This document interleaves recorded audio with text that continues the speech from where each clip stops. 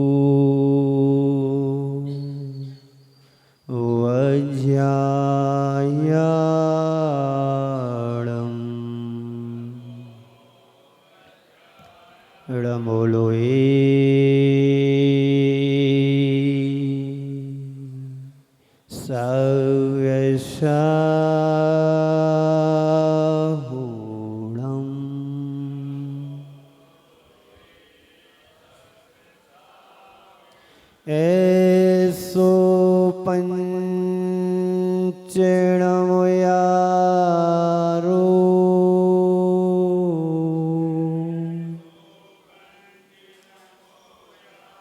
सब पावपणाशिणो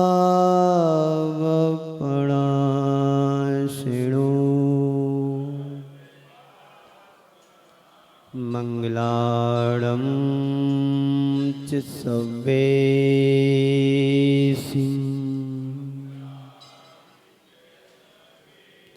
पड़वं होई मंगलम।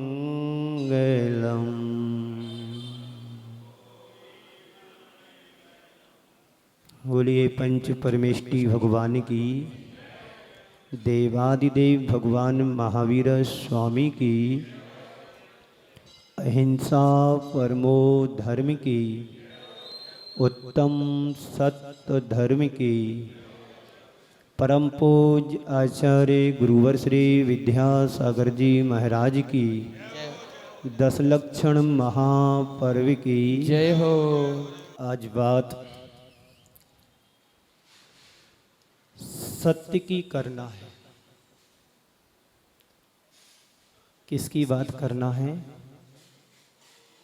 बात सच की है और सत्य की है। मैं आपसे एक प्रश्न करता हूं। बेटे ने बाप को जन्म दिया, बेटे ने बाप को जन्म दिया कि बाप ने बेटे को जन्म दिया? बोलो, शांत नहीं बैठना है, प्रवचन शुरू हो गया है। मैं बात आज सच की करने जा रहा हूं। बेटे ने बाप को जन्म दिया है कि बाप ने बेटे को जन्म दिया? बाप पहले पैदा हुआ कि बेटा बाद में पैदा हुआ? कि बेटा पहले पैदा हुआ है कि बाप बाद में? उत्तर आएगा, दोनों साथ साथ जन्म लेते हैं। बात सत्य की है। सत्य को कहा नहीं जाता है, कहा भी नहीं जा सकता है। सत्य का अनुभव किया जाता है। जो हम बोलते हैं वही सत्य नहीं है, जो बोला जा रहा है वह भी सत्य नहीं है। सत्य का अंश है, सत्यांश है। इस बात को समझने की बहुत जरूरत है। आज के संदर्भ में 4 शब्द: आग्रह, समन्वय, आग्रह समन्वय, टकराव समझौता। जहां पर आग्रह होता है वहां पर टकराव होता है, और जहां पर समन्वय होता है वहां पर समझौता होता है। संसार का प्रत्येक प्राणी आग्रह की भूमि पर खड़ा है। किसी से कोई बात करो,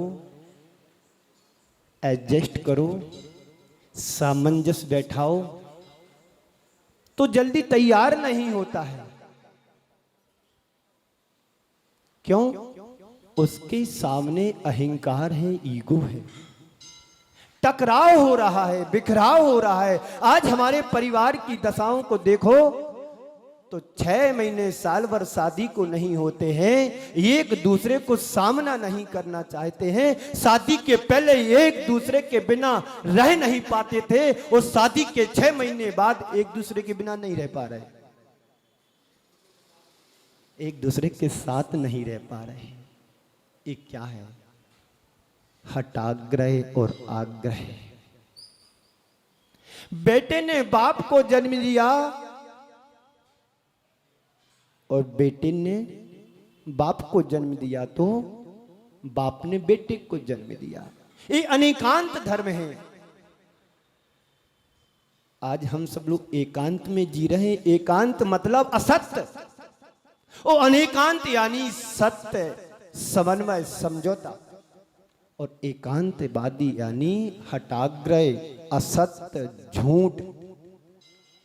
हम जो सामने बात कर रहे हैं मेरी ही सही नहीं है, सामने वाले का बात का भी समादर कर तो अपनी बात को रखना, इसी का नाम सत्य धर्म है। अभी शास्त्री जी, पंडित जी कह रहे थे, आज सत्य को बताने की कृपा करें। सत्य को कहा नहीं जा सकता है, सत्य अकथ्य है, अकल्पनीय है। सत्य को अनुभव में लाया जा सकता है। हम आपको कितना भी सुना करके जाएं और आपका विश्वास मेरी वाणी पर नहीं होगा, तो मैं भगवान भी उतर करके आ जाएंगे तो आप सत्य की पहचान ही नहीं कर पाओगे। और जिसके प्रति हमारा व्यवहार के साथ विश्वास जुड़ा होता है वह झूठ भी बोलता है तो उस पर व्यवहार पर, वाणी पर विश्वास कर लेते हैं। जिसके प्रति हमारे हृदय में प्रेम भरा होता है, वात्सल्य की अभिव्यक्ति होती है, वह झूठ भी बोले तो सत्य मान करके स्वीकार हम कर लेते हैं। और जिसके प्रति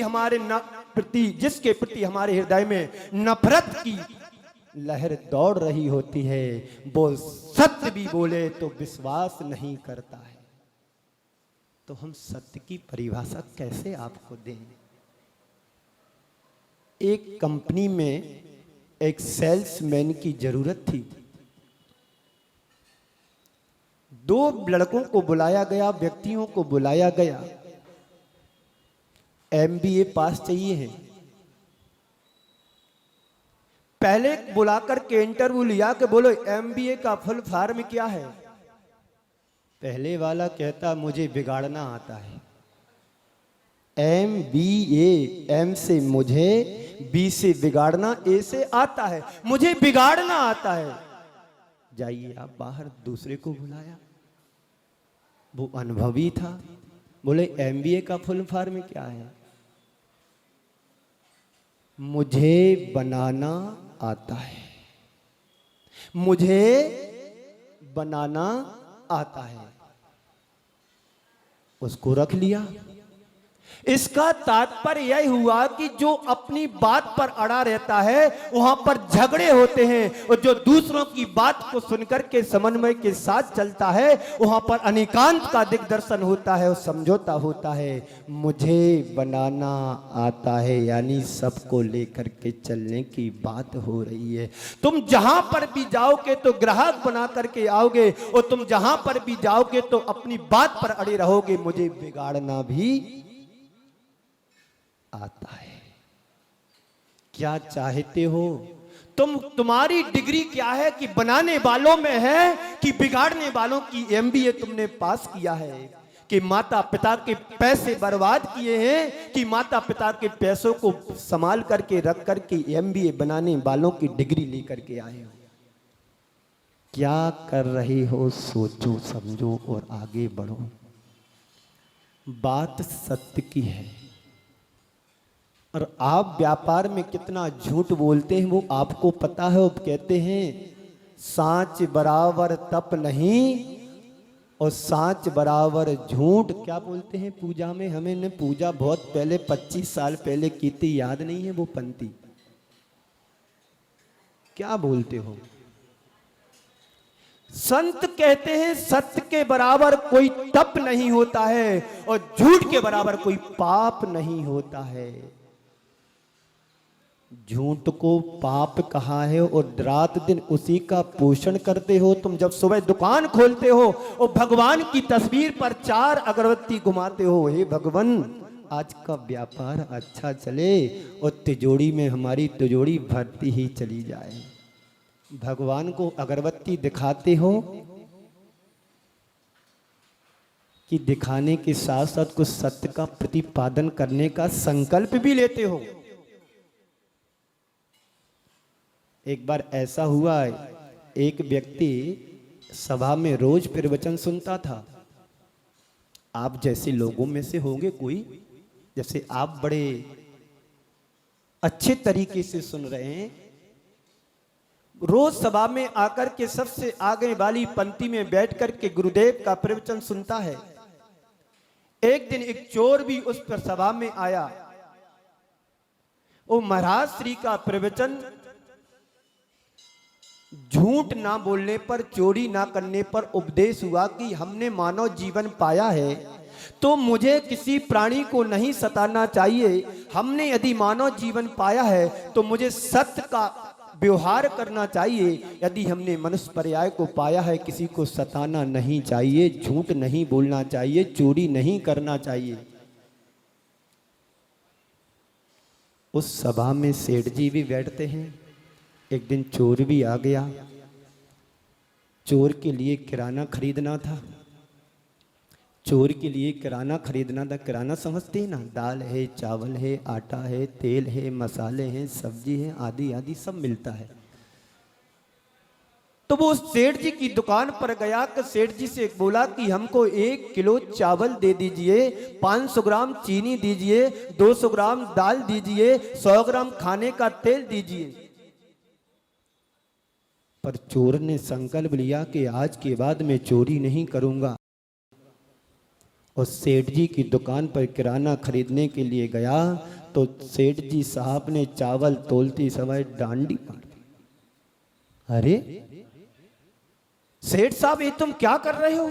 आज ही तुमने गुरुदेव का प्रवचन सुना कि चोरी नहीं करना और आपने बिल्कुल सरासर बिल्कुल हमारे ही सामने कन्नी मार दी। ये क्या है? सेठ जी समझाते हुए चोर को कहते हैं कि देखो, वो धर्म है, ये धंधा है, हम दोनों को एक नहीं करना चाहता हूं। वो धर्म है, धंधा में दोनों को एक नहीं करना चाहता हूं। मैं धंधे को धर्म में नहीं मिलाना चाहता हूं। चोर कहता है देखो सेठ साहब, मुझे नहीं पता तुम कितने दिनों से व्यापार कर रहे हो, गुरुदेव को सुन रहे हो। मैंने आज ही गुरुदेव को सुना है और मैंने जीवन पर्यंत के लिए नियम ले लिया कि मैं चोरी नहीं करूंगा और तुम धर्मात्मा बन करके अधर्मात्मा का काम कर रहे हो।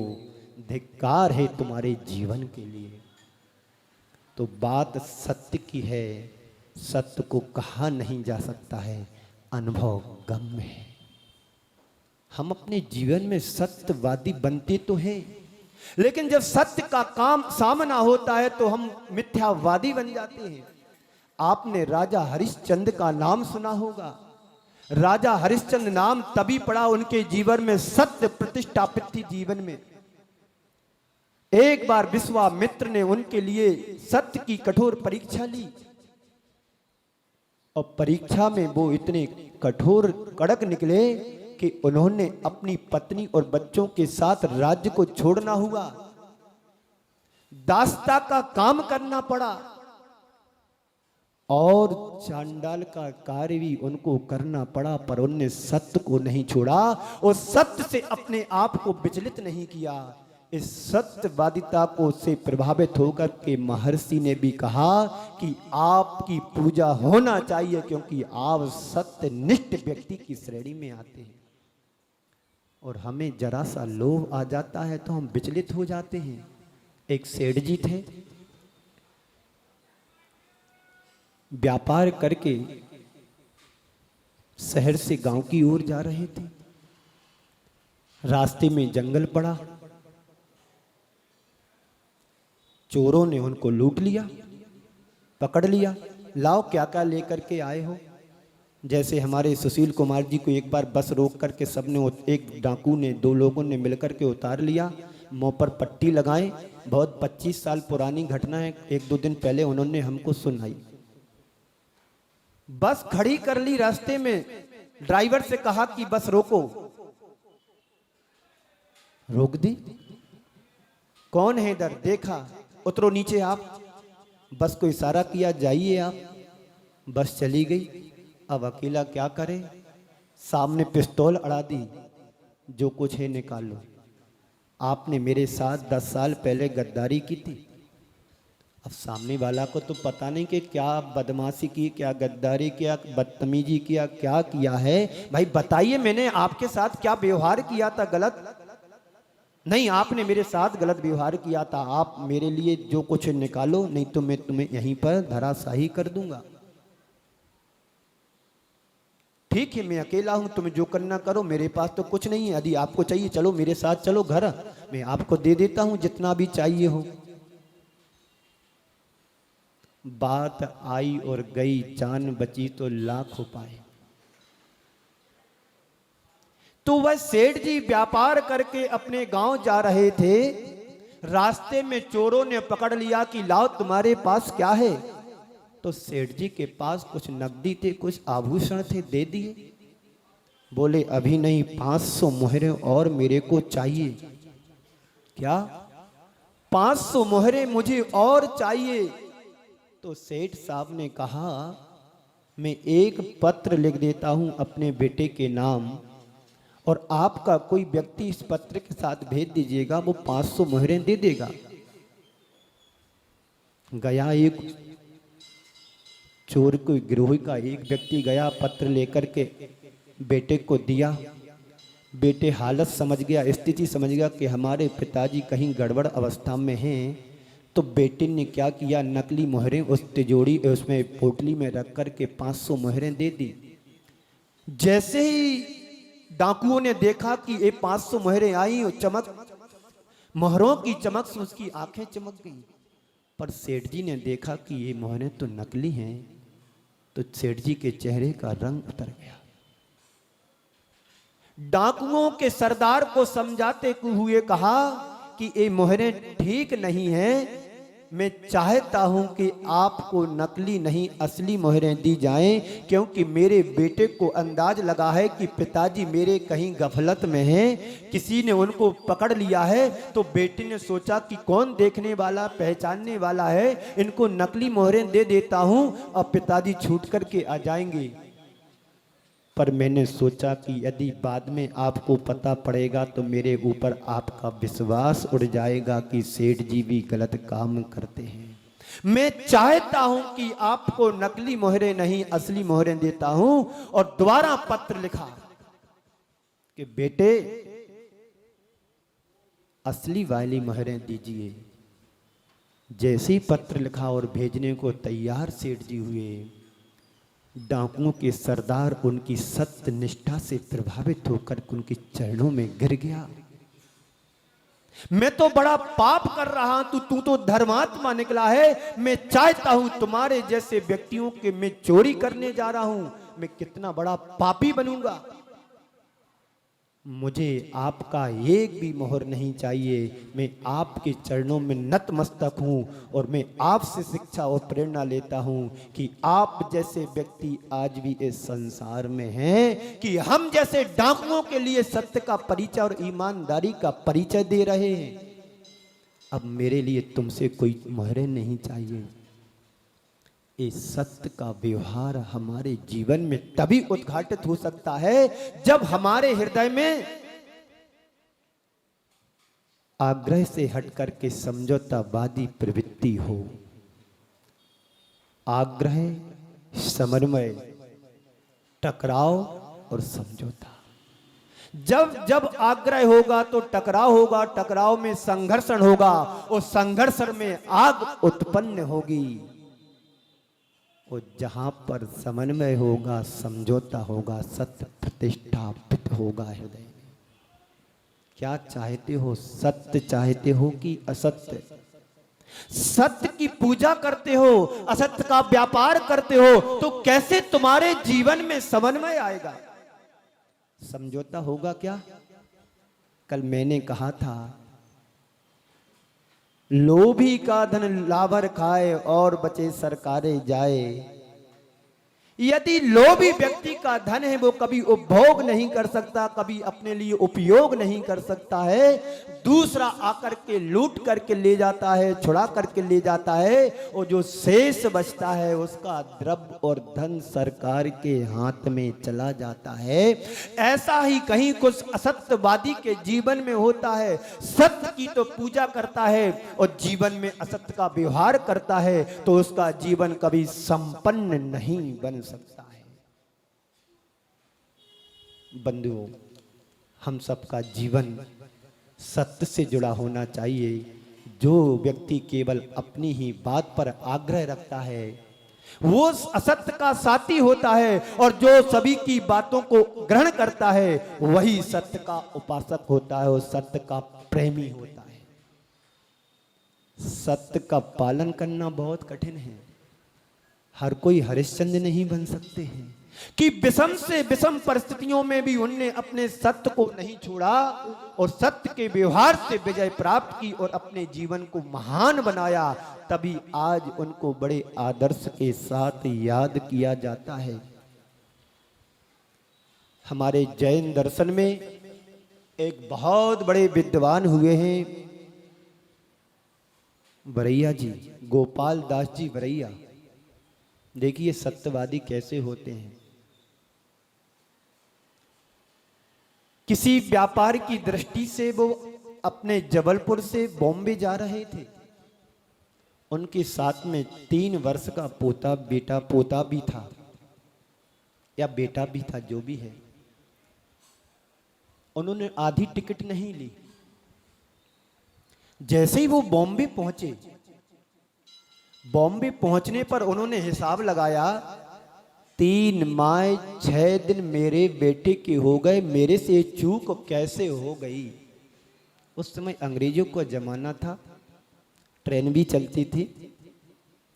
जैसे ही उन्होंने हिसाब लगाया कि मेरा बेटा 3 वर्ष 6 दिन का हुआ है, तो मेरे से एक गलती कैसे हो गई है।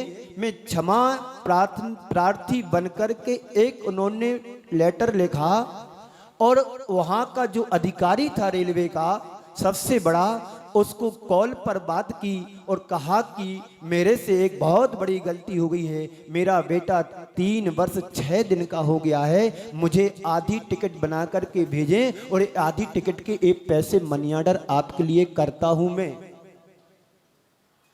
ये बात जब उस अधिकारी ने सुना, वो उनकी सत्य प्रियता से प्रभावित हुआ और उसने पैसे लेने से इनकार कर दिया कि आज भी यदि भारत में है तो जैन समाज एक ऐसी समाज होती है जो सत्य के प्रति निष्ठा रखती है और अपने जीवन में सत्य का व्यवहार करती है। फिर उसने, रेलवे अधिकारी ने एक विज्ञप्ति जाहिर की कि गोपाल दास जी वरैया के किसी लगेज पर और उनकी टिकट को जांच ना की जाए रेलवे यात्रा के समय, क्योंकि ये अपनी खाना पूर्ति स्वयं करते इतने धर्मनिष्ठ और सत्य प्रिय व्यक्ति हैं, इनके लिए कभी जांच पड़ताल ना की जाए। क्या ऐसा हम कर सकते हैं? सब यहां पर चोर बैठे हैं, बोलो बताऊं कैसे चोर बैठे हो? बोलो जी, हाँ तो क्वेश्चन, हाँ ना तो बोलो, चोर हो कि नहीं? और परिचय ईमानदारी का देते हैं, बोलो हाँ जी। क्यों, आप चोर नहीं हो क्या? बताता हूं चोर हो। कितने लोग हैं जो टैक्स भरते हैं? बोलो। इनकम टैक्स जो होता है, व्यापार का टैक्स होता है, नल का टैक्स, पानी का टैक्स होता है, लाइट का टैक्स होता है, और अन्य अन्य जो तुम व्यापार में करते हो, कितनी चोरी करते हो। वो बात सच और सत्य की करते हैं। बोलो, सब ईमानदार हो ना? कह दूं मैं, सब ईमानदार हैं। यहां की समाज तो नंबर 1 है, ईमानदारी में नंबर 1 आती है। जो भी करते हैं पारदर्शिता से करते हैं। मुझे एक उदाहरण याद आ रहा है, आज से लगभग 10-12 वर्ष पुरानी घटना है। आप लोगों ने भी बहुत सुना होगा। अशोक कुमार जी पाटनी जी 2009 में शायद बीना नहीं, जो भी हो, सन बीना 12 में चातुर्मास चल रहा था। पूज्य गुरुदेव के चरणों में प्रति वर्ष वो वहां पर रहते हैं 10 से 12 दिन, और किसी ने उनकी शिकायत कर दी। तो शिकायत एक ही, ये टैक्स नहीं भरते हैं, अपार संपदा के स्वामी हैं। क्या बोल रहा हूं? जिनके यहां प्रतिदिन 200 करोड़ का टर्नओवर होता हो, ऐसी अपार संपदा के स्वामी हैं। और किसी ने या शिकायत की हो या जो भी हो, इनकम टैक्स की सारी टीम उनके घर में इन्हीं व्रतों के दिन आ गई।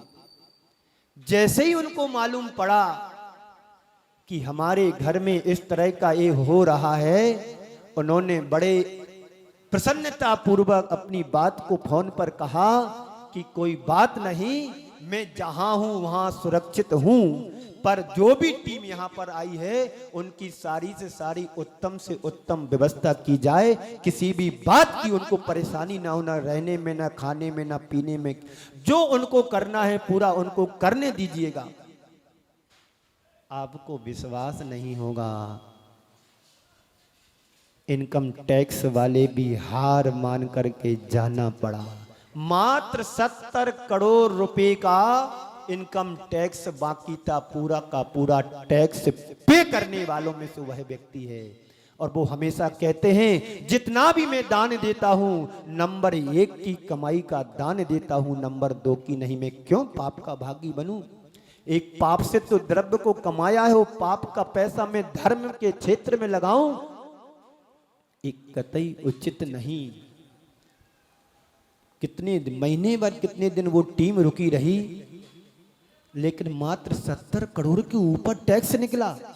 जिसके यहां 200 करोड़ रुपए का टर्न ओवर होता हो व्यापार में, और वो मात्र 70 लाख रुपए का टैक्स रखेगा क्या? उन्होंने कहा, जो तुम्हें करना हो तुम स्वतंत्रता है करिएगा। ये होते हैं सत्य व्यवहार को धारण करने वाले। एक युवक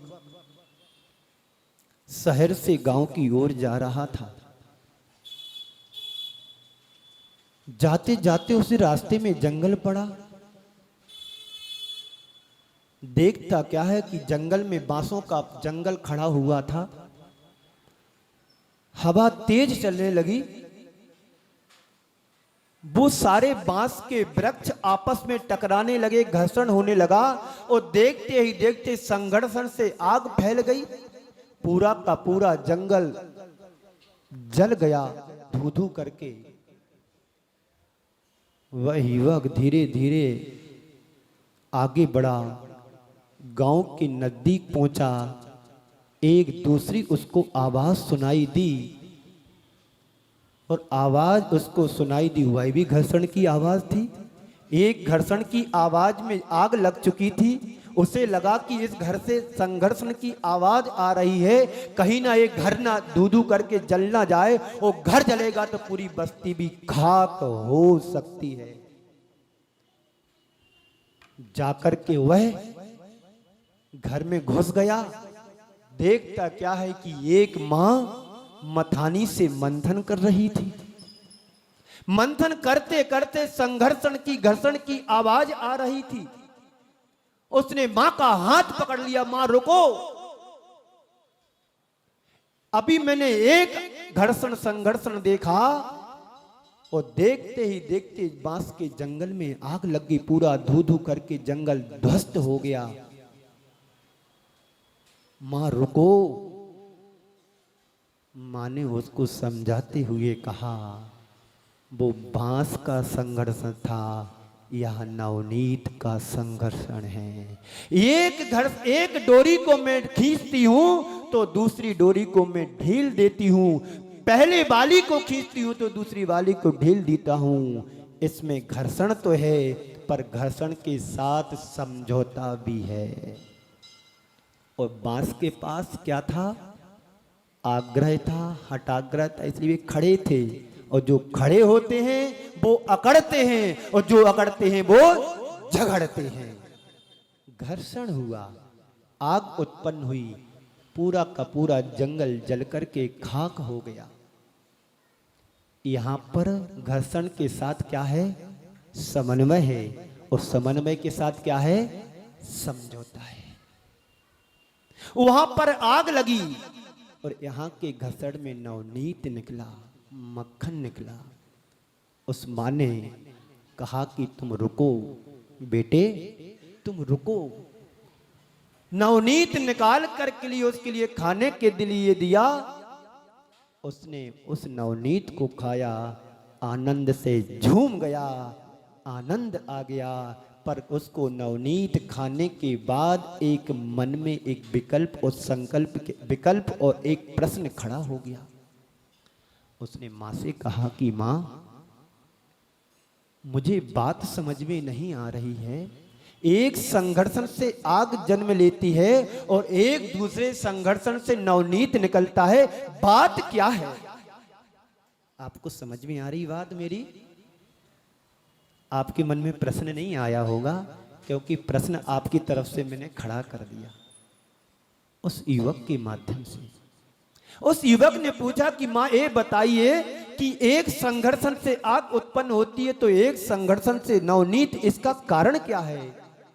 तो मां कहती है वो आग्रह का संघर्षण था तो टकराव हुआ, और जब टकराव हुआ तो वहां पर घर्षण के साथ आग उत्पन्न हुई और पूरा जंगल जल गया। यहां पर संघर्ष था, संघर्ष के साथ समन्वय और समझौता था, इसलिए नवनीत निकला। और नवनीत निकल करके वही नवनीत जब आग की आंच में तपता है तो नवनीत वही घी बन जाता है।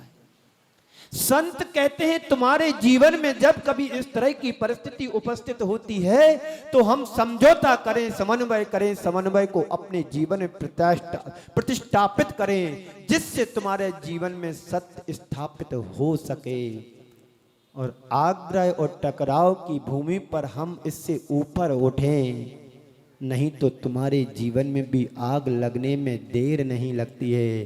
पर संत कहते हैं आग मत लगाओ, बाग लगाओ। क्या लगाओ? बाग लगाओ। आग तो वैसी लगी हुई है, बस दिया सलाई जलाने की जरूरत होती है। इससे बचो, सत्य को अपने जीवन में स्थापित करो। आचार्य कहते हैं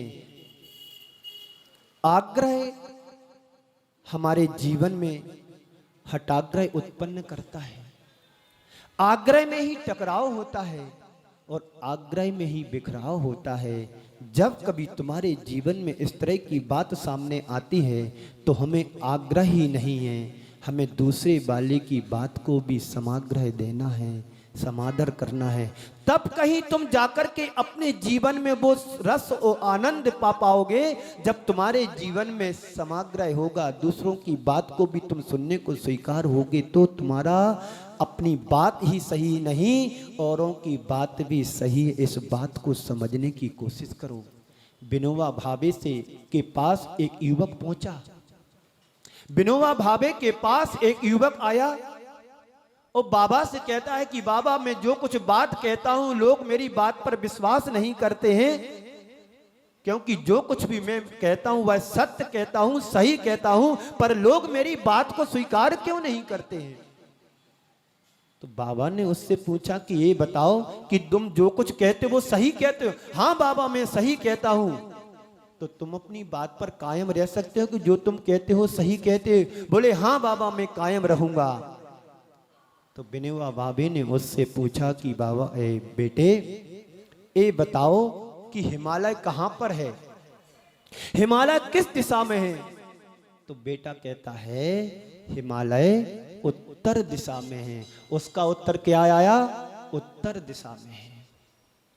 फिर बाबा से उसने कहा कि यही बात किसी चीन के व्यक्ति से पूछा जाए कि हिमालय किधर है, तो उसका उत्तर आता है दक्षिण में है।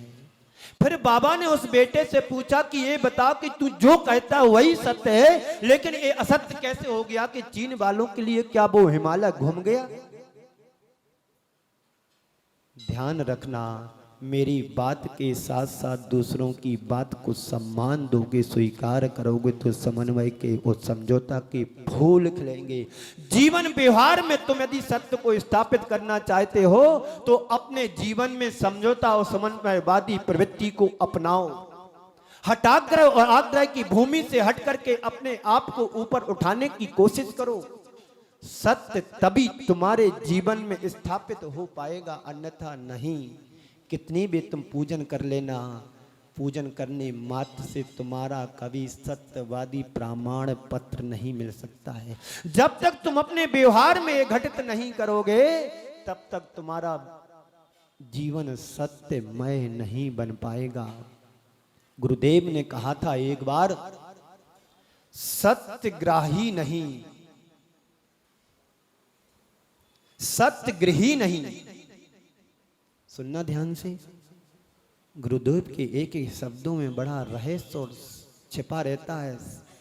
गुरुदेव ने कहा कि सत्यगृही नहीं सत्यग्राही बनो। क्या कहा, सत्यगृही नहीं सत्यग्राही बनो। क्योंकि जहां पर आग्रह होता है वहां पर संघर्ष होता है, और जहां संघर्ष होता है वहां पर आग लगती है। सत्य को स्वीकार करो तो अनेकांत धर्म को लाओ, स्यादवाद पद्धति को अपनाओ। हम अपनी बात पर ही ना अड़े रहें, दूसरों की बात को भी समझने की कोशिश करो। इस कार्यक्रम के पुण्यार्जक हैं अरहसागर गुरु भक्त परिवार।